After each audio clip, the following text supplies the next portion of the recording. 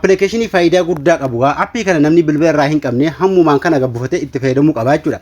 Application kana gaafii barbaadan gaafachuudha isinii deebisa. Akkasuma appii kana namni hanga onaa itti fayyadamaa hin jirre yoo jiraattan har'a booda application kana bilbila itti gabbufachuudha itti fayyadamuu qabdu isin jira.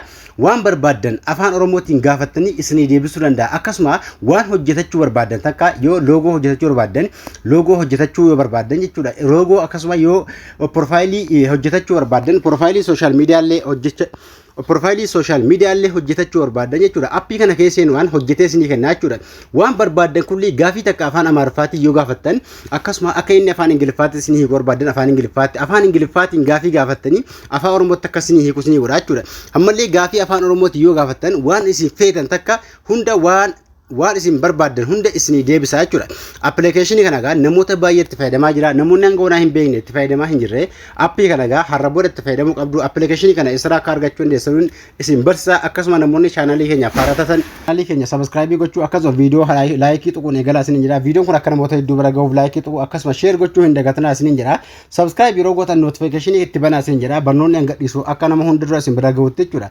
Kanaafuu gaa appii kana isirraa akka argachuu dandeessan gaa Play Store gubbaan isheetti jechuudha. Application kana yoo qabaatte illee update gootu yoo hin qabaanne immoo Play Store jechuudha. Play Store gubbaa seenuu hanga chat GPT ettanii eega baristanii haala kanaa isinii baha.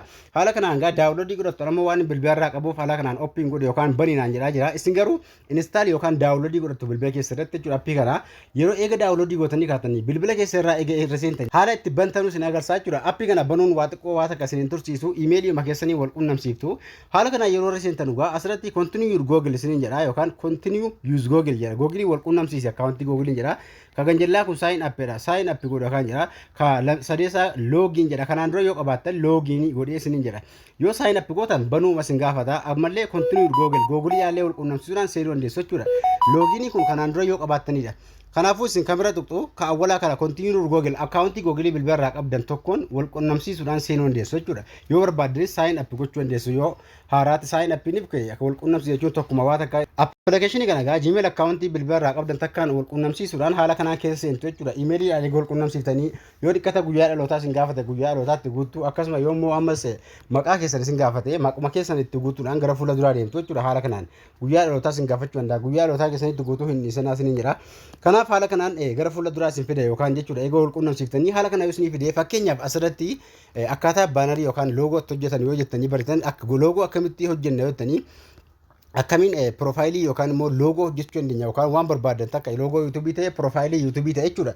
Waan feetan takka asirratti gaafattu jechuudha. Afaan Oromootiin yoo gaafattan inni afaan Oromootiin barreessa isinii dhiyeessaa jechuudha. Barreeffama kana akkamitti loogoo hojjetan yoo jettan egaa mallattoo xiyyaatti erguudhaan gaa haala kanaan eega barreessanii kaatanii mallattoo xiyyaa tuquudhaan itti ergitu jechuudha. Yeroo isin akkamittan loogoo hojjetachuu danda'attanii fakkeenyaaf profaayilii YouTube akkamittan hojjetachuu danda'attanii yoo gaafattan jechuudha. Haala kanaan isin qindeessaa jechuudha.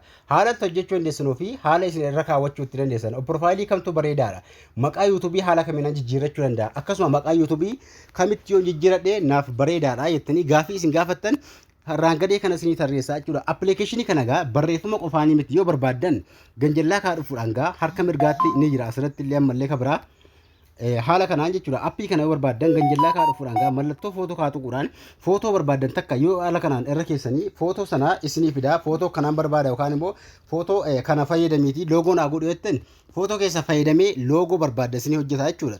Ammallee application kana gaa gaafii takka gaafachuu barbaadan afaanuma barbaadanii mallattoo maayikii kaa tuquudhaan gaa waan barbaadan takka sagaleedhaan gaafachuu dandeessu jechuudha. Sagalee gosa dubbattanii barreeffamaan isinii fidaa jechuudha. Asirratti mallattoo maayikii tuquudhaan sagalee maayikii kana tuquudhaan gaa ni dubbattu waan barbaadan takka yoo isin gaafattanii gaafii takka yoo gaafattan inni immoo barreeffamaan isinii deebisaa jechuudha application kun. Kanaafuu bakka tuquudhaan ammallee sagalee itti erguu dandeessu waa isin ergitan sana yoo isin fakkeenyaaf profaayilii yookaan footoo kana naa godhettanii footoo kanaan barbaada. Footoo kanaan barbaadettanii yoo itti barreessitan yoo sagalee itti ergitan inni isin irraa jechuudha. Yoo barbaadan afaan Ingiliffaatiin barreeffama feetan bakka tuquudhaan gaa ni barreessitu inni waan isin barreessan sana isinii fida jechuudha. Footoon barbaada yookaan immoo waan feetan takka waan barbaadan takka asirratti yoo barreessitan inni barreeffama sana adda baafachuudhaan isinii fidaa jechuudha. Ammallee waan fedhe hundaa jechuudha. Waan gaafiidhaan wal qabate hunda gaafattanii asirraa hin dhabdanu isiniin jira. Appilikeeshinii kana hanga onaa kan ittiin fayyadamii yoo jiraattan itti fayyadamuu qabdu isiniin jira. Hamma yoonaa namoonni hin barre itti fayyadamaa hin jirre yoo jiraattan jechuudha. Har'a waan dalaguu barbaadan takka dalagaa sooshaal miidiyaa gubbaarra yoo maal dalaginaaf bareedaadha. Akkasuma viidiyoo akkamittiin hojjedha. Viidiyoo tiktookii irra maxxansu akkamittiin hojjechuu danda'a. Viidiyoo akkamii yoo maxxanse viyuu guddaa argata. Waan feetan takka yoo asirratti gadhiiftan hin dhabdanu isiniin jira yookaan immoo waan barbaadan takka bakka tuquudhaan yoo gaafattan isiniif deebisa isiniin jira.